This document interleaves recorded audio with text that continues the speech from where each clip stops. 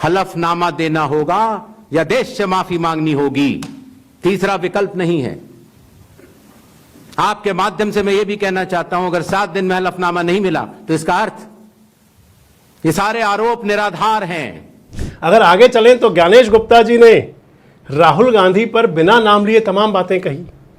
राहुल गांधी पर नाम लिए बिना कहा कि हम किसी से डरते नहीं हैं, और उसको फिर ये कहना क्यों पड़े कि मैं किसी से डरता नहीं हूं? उन्हें क्यों कहना पड़े कि चुनाव आयोग डरता नहीं है? राहुल गांधी की प्रेस कॉन्फ्रेंस और राहुल गांधी की सभा को ना दिखाने के लिए कुछ इस प्रकार की बात थी।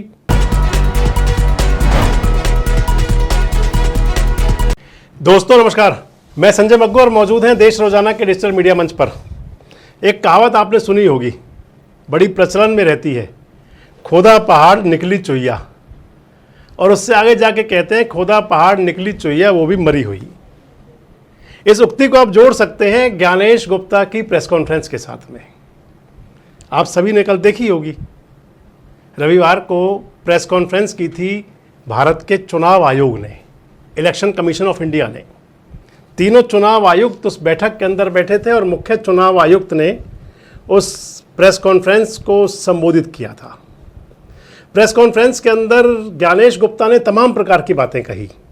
लगभग 1.5 घंटा तक चली उस प्रेस कॉन्फ्रेंस के अंदर ज्ञानेश गुप्ता ने अगर कह दें कि मीठा मीठा गप और कड़वा कड़वा थू, उस प्रणाली पर चलते हुए, सोच पर चलते हुए सवालों के जवाब दिए।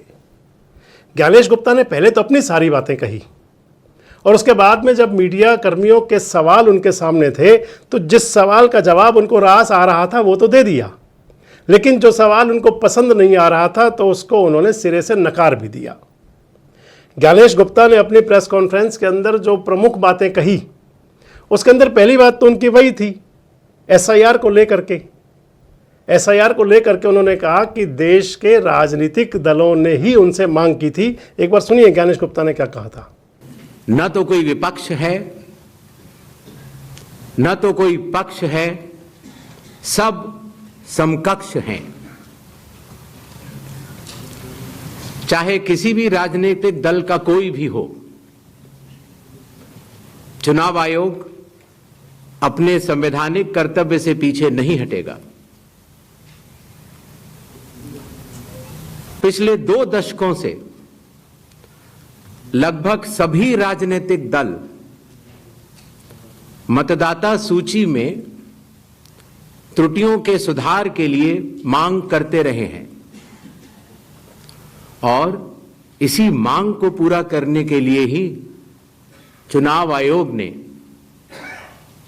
गहन पुनरीक्षण अर्थात स्पेशल इंटेंसिव रिवीजन एसआईआर की शुरुआत बिहार से की है। तो ज्ञानेश गुप्ता ने कहा कि देश के राजनीतिक दलों ने उनसे मांग की थी कि बिहार के अंदर एसआईआर कराया जाए। हालांकि ये तो नहीं बताया कि कौन से राजनीतिक दलों ने उनसे मांग की थी, लेकिन ये जरूर कहा कि देश के राजनीतिक दलों ने, पॉलिटिकल पार्टीज ने उनसे मांग की थी कि एसआईआर कराया जाए। ज्ञानेश गुप्ता जी ने एक बात और कही। उन्होंने कहा कि चुनाव से पहले मतदाता सूचियों का शुद्धिकरण बहुत जरूरी है। कहा था कि लोकतंत्र की आत्मा है। लेकिन सवाल होगा ज्ञानेश गुप्ता जी से कि अगर मतदाता सूचियों का शुद्धिकरण जरूरी है और चुनाव से पहले होनी चाहिए, तो क्या लोकसभा चुनाव से पहले जो मतदाता सूचियों का शुद्धिकरण नहीं हुआ था तो इसका मतलब वो चुनाव अशुद्ध था? अगर महाराष्ट्र के अंदर मतदाता सूचियों का शुद्धिकरण नहीं हुआ तो महाराष्ट्र के चुनाव को भी अशुद्ध माना जाएगा। हरियाणा के चुनाव को भी कह सकते हैं, क्योंकि मतदाता सूचियों का शोध तो यहाँ भी नहीं हुआ। दिल्ली का चुनाव हो गया, झारखंड का चुनाव हो गया, जम्मू कश्मीर का चुनाव हो गया, तो आपको मतदाता सूचियों के शुद्धिकरण की आपको सुध नहीं आई थी। इसलिए उस चुनाव को भी आप कह देते कि वो चुनाव विशुद्ध था, वो चुनाव अशुद्ध था। और उस चुनाव को, अगर जो चुनाव अशुद्ध था तो वो चुनाव क्यों हुआ? इसका मतलब वहाँ की चुनी हुई सरकारें, चाहे वो देश की सरकार है और चाहे बाकी राज्यों की चुनी हुई सरकारें, वो सभी अशुद्ध सरकारें हो गई। उसके बाद बात आ जाती है कि ज्ञानेश गुप्ता जी ने एक बात और कही। उन्होंने कहा कि एसआईआर की टाइमिंग को लेकर के कहा जा रहा है। तो ज्ञानेश गुप्ता जी ने कहा कि 2003 में भी एसआईआर हुआ था और उस समय भी जुलाई और अगस्त के महीने का समय था। तो ज्ञानेश गुप्ता जी को यह भी बताना चाहिए था कि उस समय 2 महीने बाद विधानसभा के चुनाव नहीं थे। ठीक है कि चुनाव की जो SIR जो प्रक्रिया उस समय हुई थी, स्पेशल जो इंसेंटिव रिवीजन किया गया था, भले ही वो जुलाई अगस्त में हुआ था, लेकिन उस समय आप रिकॉर्ड में जाकर देख लीजिए तो बिहार के अंदर उस समय विधानसभा चुनाव नहीं था। अब 2 महीने बाद विधानसभा चुनाव होना है। और सबसे महत्वपूर्ण बात, जिन बातों को आप तमाम सुप्रीम कोर्ट से लेकर के और तमाम राजनेताओं से, उनके प्रवक्ताओं से सुनते रहे हैं, अगर उन्हीं बातों को दोहराएंगे तो लंबा समय लग जाएगा। बिहार जैसा राज्य जिसके अंदर की वो महीने जब वहां बाढ़ की स्थिति होती है, निरक्षरता पूरी है, अगर वहां के लोगों के पास में आप कहें तो चुनाव आयोग कहता है कि आपको अपना दावा, आपत्ति सब कुछ फॉर्म भर के देना पड़ेगा, तो आखिर ये कौन सा इंसेंटिव हुआ, ये कैसा रिवीजन होगा कि जब चुनाव आयोग को पता भी नहीं चल पाएगा कि फॉर्म भर के कौन दे गया। अगर मतदाता सूचियों का शुद्धिकरण होना है तो कम से कम चुनाव आयोग के लोगों को जाना चाहिए ना, लोगों के दरवाजे तक। चुनाव आयोग के जो अधिकारी हैं, कर्मचारी हैं, वो लोगों के दरवाजे तक जाएं और वहां जा करके संपूर्ण जांच करें। लेकिन आपने बिना कहीं जाए हुए और अपने BLOs, BLA और तमाम संसाधन जो आपके पास मौजूद है, उनके आधार पर 65 लाख वोट आप काट देंगे और उनमें से उन लोगों के वोट काट देंगे जो सुप्रीम कोर्ट में जाकर कहेंगे देखिए हम जिंदा थे, हमें मार दिया गया। तो फिर आपकी रिवीजन पर सवाल तो उठेंगे। अगर आगे चलें तो ज्ञानेश गुप्ता जी ने राहुल गांधी पर बिना नाम लिए तमाम बातें कही। राहुल गांधी पर नाम लिए बिना कहा कि हम किसी से डरते नहीं हैं। तो अच्छी बात है, डर तो होना भी नहीं चाहिए।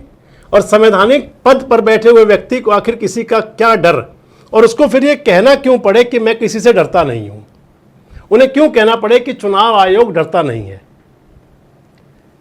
एक बात और कही गीतेश गुप्ता जी ने, उन्होंने कहा कि हमारे लिए ना कोई विपक्ष है ना कोई पक्ष है, सब समकक्ष है। तो ये तमाम बातें थी जिससे कहा जा सकता है कि चुनाव आयोग की जो प्रेस कॉन्फ्रेंस थी मात्र एक दिखावा और एक शिगुफा था।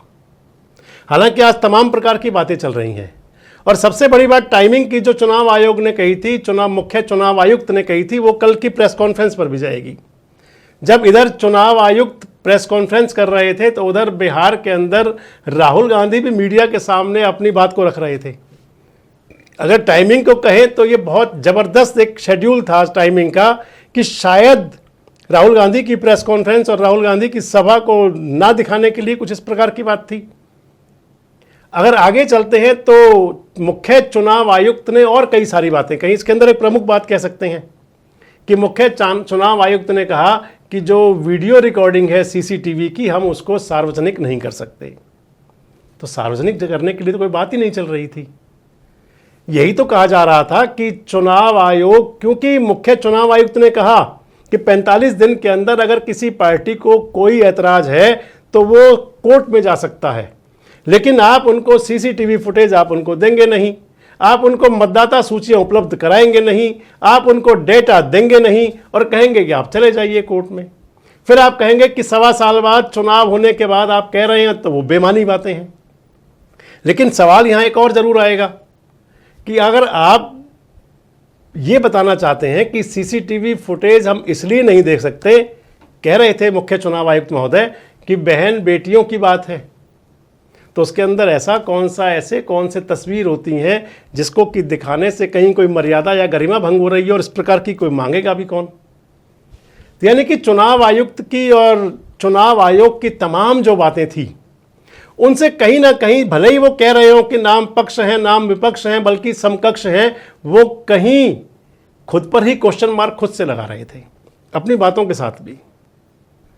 आने वाले समय में अभी, क्योंकि SIR पर अभी फाइनल सब कुछ नहीं हुआ, अभी उसकी मुख्य रिपोर्ट आनी है। सुप्रीम कोर्ट के आदेश पर चुनाव आयोग को वो तमाम मतदाता सूचियां सार्वजनिक करनी है जिनके लिए तैयारी भी चुनाव आयोग कर रहा है। लेकिन इसके बाद और सारी बातें आएंगी, क्योंकि जिन लोगों के वोट काटे गए वो लोग सामने आएंगे। इधर एक तरफ चुनाव आयोग तैयारी कर रहा होगा, दूसरी तरफ राहुल गांधी की वोट बचाओ यात्रा पूरे शबाब पर होगी। यानी कि अगर माने तो इस समय जो देश के अंदर माहौल है, जो स्थिति है, ये आने वाले दिनों में कायम रहनी है। एक तरफ जहां चुनाव आयोग पर उंगलियां उठती रहेंगी, क्योंकि अब तमाम विपक्षी जो गठबंधन है, इंडिया अलायंस, वो महाभियोग लाने की तैयारी में भी है। और ये भी भारत के इतिहास में, लोकतांत्रिक इतिहास में पहला मौका होगा जब चुनाव आयोग के खिलाफ महाभियोग लाने की तैयारी चल रही हो या बात चल रही हो। ये समय अगर कहें तो जहां चुनाव आयोग की साख का है, वहीं विपक्षी गठबंधन के सवालों का है। मामला सुप्रीम कोर्ट के चौखट पर भी है और सुप्रीम कोर्ट अब इसमें मंगलवार से यानी कि कल के बाद से फिर सुनवाई करेगा। आखिर क्या होगा, इसका रिजल्ट क्या आएगा, क्या विपक्षी दलों की बात जिस जनता तक जो पहुंचा रहे हैं, और यह जो चुनाव आयोग कह रहा है कि हम किसी से डरते नहीं हैं। सुप्रीम कोर्ट के फैसले काफ़ी हद तक इस सारी बातों को प्रमाणित करेंगे। वैसे आपको क्या लगता है कि क्या मुख्य चुनाव आयुक्त की जो प्रेस कॉन्फ्रेंस थी, क्या 1.5 महीने का समय लेने के बाद अगर यही कुछ कहना था तो आखिर इतना समय लिया क्यों गया? और अगर राहुल गांधी से सारे सवाल होने थे तो ये तो फिर उनको लेटर भेज करके भी सवाल किए जा सकते थे। अब चुनाव आयोग ने राहुल गांधी को बिना नाम लिए 7 दिन का समय दिया है। ये सवाल जो आया था, ट्रस्ट, मैंने आपको पहले भी कहा था कि जहां तक मतदाताओं की बात है, हिंदुस्तान में 60% से ज्यादा वोटिंग होती है। जो दुनिया के बड़े बड़े जनतंत्र जिसके लिए सोच सकते हैं, दुनिया का सबसे बड़ा जनतंत्र है भारत। दुनिया का सबसे बड़ी मतदाता सूची हमारे पास है, लगभग 90 करोड़ से 100 करोड़ के बीच में। सबसे बड़ी मतदाता सूची, सबसे बड़े चुनाव कर्मियों की फौज, सबसे ज्यादा मतदान करने वाले लोगों की संख्या, और इन सब के समक्ष, सारे मीडिया के समक्ष ये कहना कि अगर मतदाता सूची में आपका नाम एक बार और है तो आपने 2 बार मतदान किया होगा और कानूनी अपराध किया होगा, और मेरे सारे मतदाताओं को अपराधी बनाना और चुनाव आयोग शांत रहे, संभव नहीं। हलफनामा देना होगा या देश से माफी मांगनी होगी, तीसरा विकल्प नहीं है। आपके माध्यम से मैं यह भी कहना चाहता हूं, अगर 7 दिन में हलफनामा नहीं मिला तो इसका अर्थ ये सारे आरोप निराधार हैं और हमारे मतदाताओं को यह कहना कि वो फर्जी हैं, इसके ऊपर जो भी इस बात को बोल रहा है उसको माफी मांगनी चाहिए। तो आपको क्या लगता है कि क्या राहुल गांधी शपथ पत्र देंगे, और या फिर जो राहुल गांधी पहले से कहते रहे उसी पर सब चलता रहेगा? क्या इस सारे जो मामले का, जो हाई वोल्टेज मामला चल रहा है, इसका कोई पटाक्षेप होगा, और या फिर सब यानी कि पुरानी कहावत पतराला वैसे ही गिरेगा? कमेंट बॉक्स में जरूर बताएं। जुड़े हमारे साथ, देखते रहे देश रोजाना।